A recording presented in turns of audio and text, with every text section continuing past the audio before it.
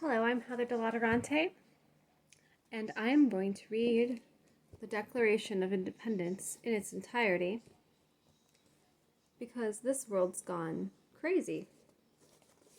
I don't know what the government thinks it's doing. It's like Animal Farm right now.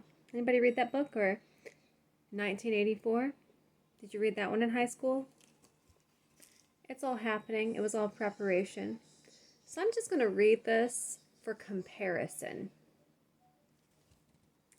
Declaration of Independence in Congress, July 4th, 1776. The unanimous declaration of the 13th United States of America. 13 United States of America. When, in the course of human events, it becomes necessary for one people to dissolve the political bands which have connected them with another, and to assume among them the powers of the earth, the separate and equal station to which the laws of nature and of nature's God entitle them, a decent respect to the opinions of mankind requires that they should declare the causes which impel them to the separation. We hold these truths to be self-evident, that all men are created equal, that they are endowed by the Creator with certain unalienable rights, that among these are life, liberty, and the pursuit of happiness. That to secure these rights, governments are instituted among men, deriving their just powers from the consent of the governed.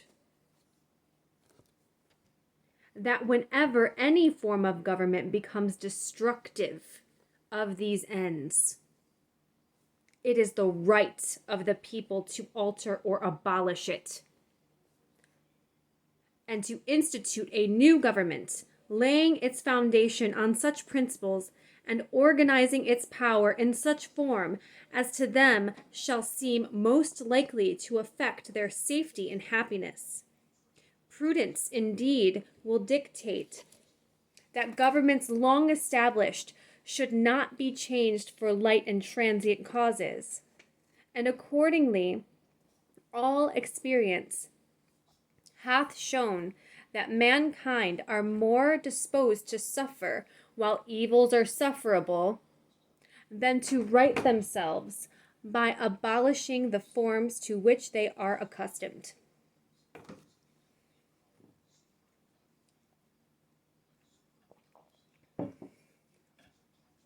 But when a long train of abuses and usurpations, pursuing invariably the same object, evinces a design to reduce them under absolute despotism, it is their right, it is their duty to throw off such governments and to provide new guards for their future security. Such has been the patient sufferance of these colonies, and such is now the necessity which constrains them to alter their former systems of government. The history of the present King of Great Britain is a history of repeated injuries and usurpations, all having in direct object the establishment of an absolute tyranny over these states. To prove this, let facts be submitted to a candid world.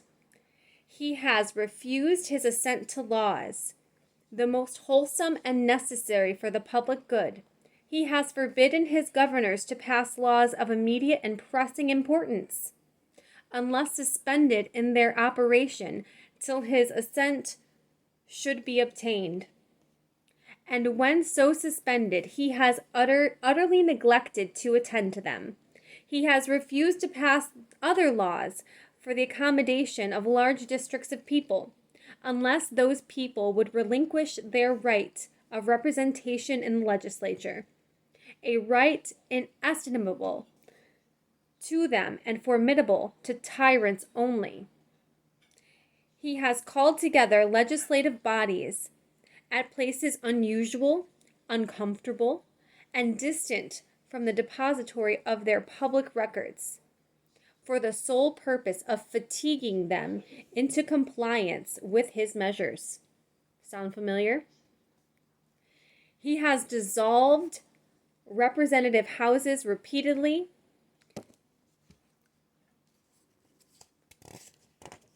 For opposing with manly firmness his invasions on the rights of the people.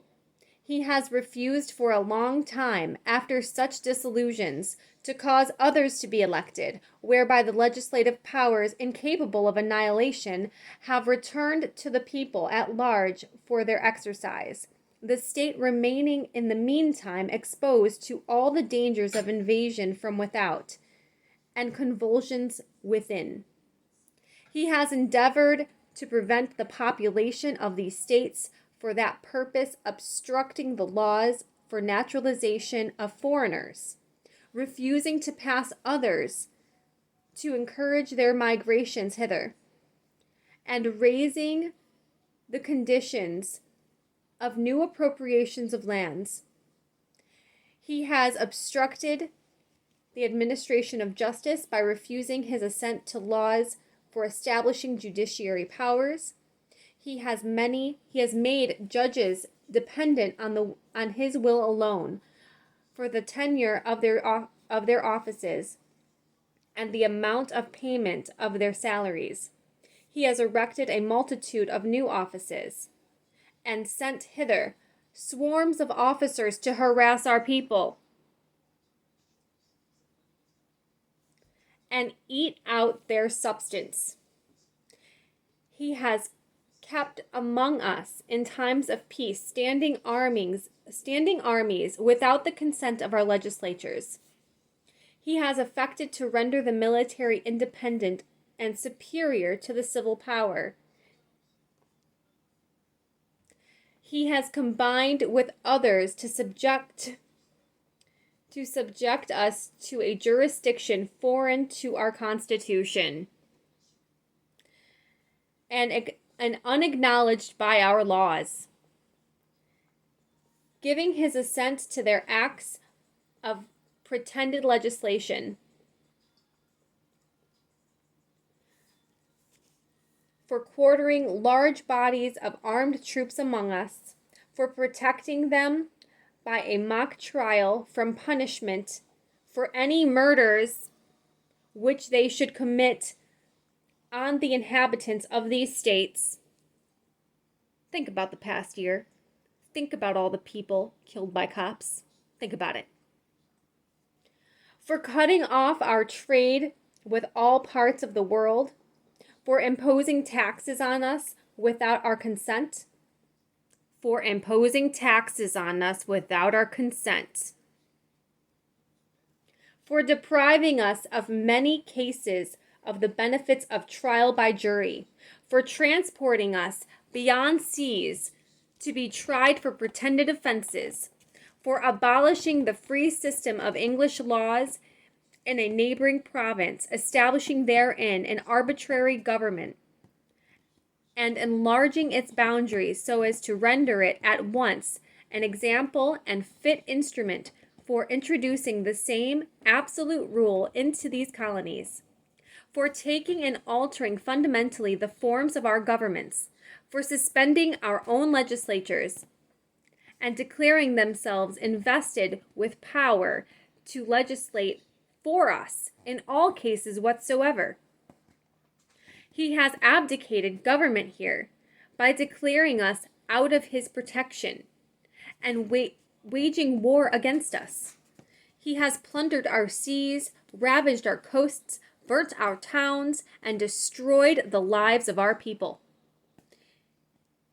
He is at this time transporting large armies of foreign mercenaries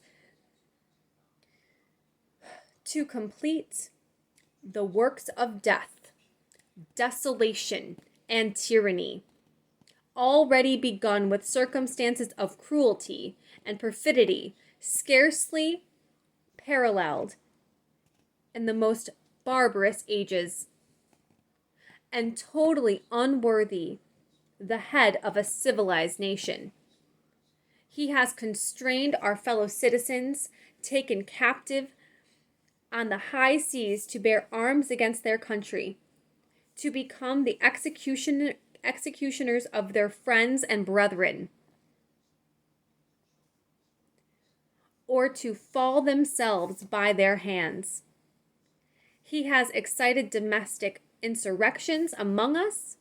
He has endeavored to bring on the inhabitants of our frontiers. Before I say this, deep respect to First Nations and justice for all the atrocities. The merciless Indian savages, whose known rule of warfare is an undistinguished destruction of all ages, sexes, and conditions. In every stage of these oppressions, we have petitioned for redress in the most humble terms.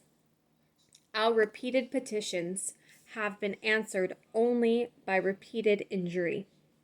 A prince whose character is thus marked by every act which may define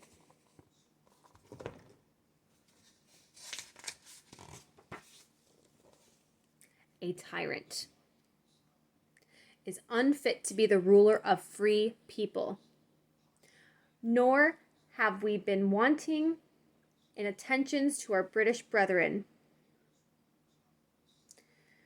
We have warned them from time to time of attempts by their legislature to extend an unwarrantable jurisdiction over us.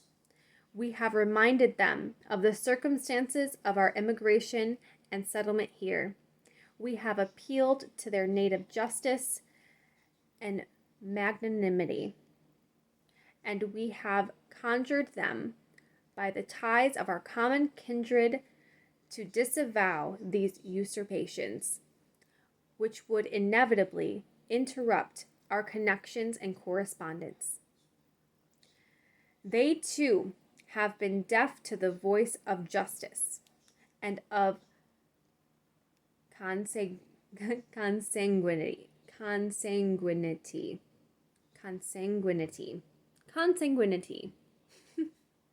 Let me read that sentence again. They too have been deaf to the voice of justice and of consanguinity.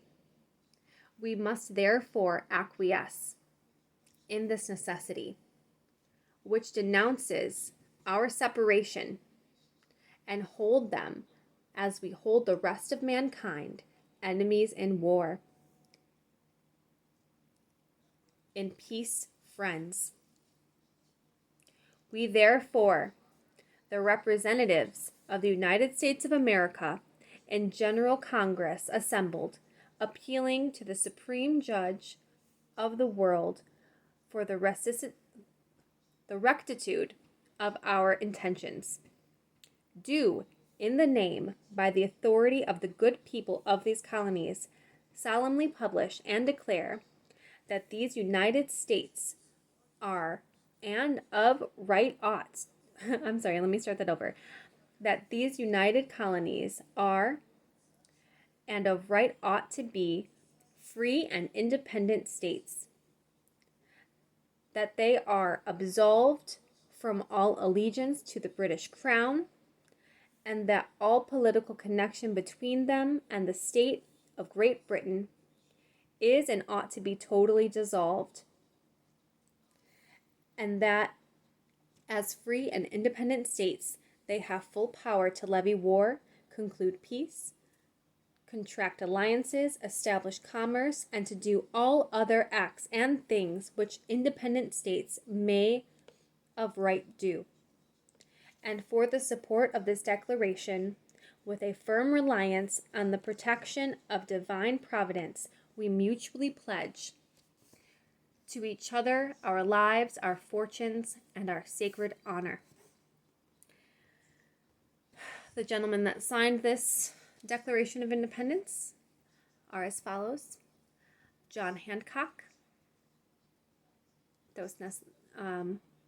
Nelson Jr., Lewis Morris, Button Gwinnett, Francis Lightfoot, Richard Stockton, Lyman Hall, Lee, Witherspoon, Walton, Hooper, Hughes, Penn, Rutledge, Hewer Jr., Lynch Jr., Middleton, Chase, Paca, Stone, Carroll of the Carrollton, Charles Carroll of the Carrollton, George Wythe, Richard Henry Lee, Thomas Jefferson, Benjamin Harris, Carter Braxton, Robert Morris, Benjamin Rush, Benjamin Franklin, John Morton, George Clymer, Smith, George Taylor, James Wilson, George Ross, Caesar Rodney, George Reed, Thomas M. Keene, William Floyd, Phil Livingston, Francis Lewis, Lewis Morris, I already said that, Francis Hopkins, or Hopkinson, Francis Hopkinson, John Hart, Abraham Clark, Josiah Bartlett, William Whipple, Samuel Adams, John Adams, Robert Treat Payne, Elbridge Gerry, Stephen Hopkins, William Ellery, Roger Sherman, Sam Huntington, William Williams. Williams is my last name, or my maiden name. Oliver Wolcott, Matthew Thornton. I knew a Matthew Thornton.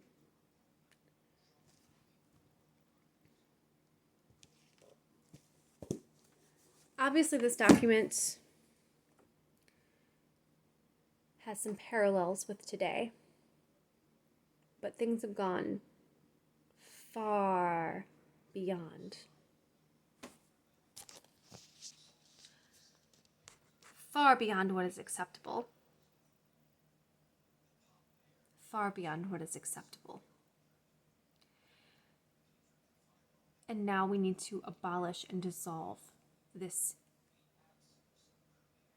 government, because it is no longer a government of for and by the people.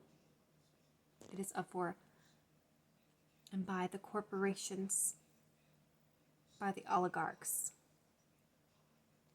And they no longer honor this document. They no longer honor the Constitution. And if we're honest with ourselves, it was never a perfect union to begin with.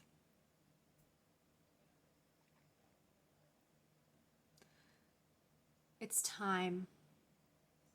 It is time to step into the medicine wheel. It is time that all the people come together as one. It is time that we have true reparation for the harms done, for all of the atrocities that have taken place, that are taking place now. For all the children being trafficked. For all the murdered and missing Indigenous women. For the Haitians that are being beat with whips at the border right now.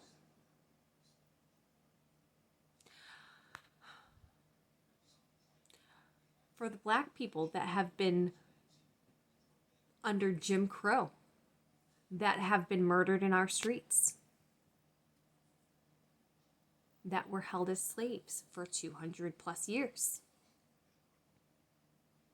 For all of it. We need to come to terms with all of it now. And it's time to draft a new Declaration of Independence. A new living document for the world, for all the people of the world, not just the United States. We need to come to terms with this.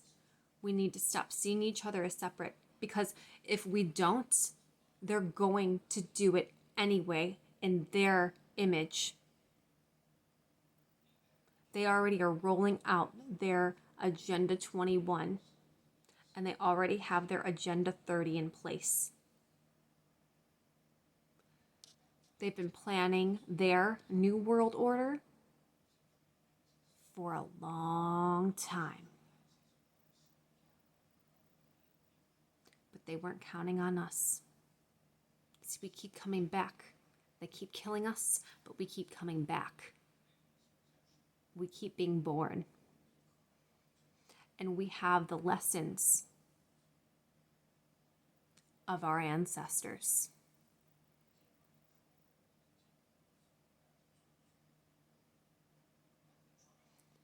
MLK and Gandhi are my favorite. But that's not all.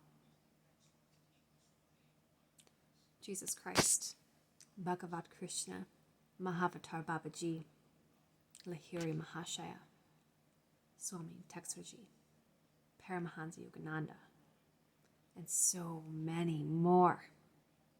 They are all with us right now. And we have their help and their protection. And all we have to do is be fearless. And all we have to do is love unconditionally and stand together. I love you all so much. And I'm so proud of you for standing up.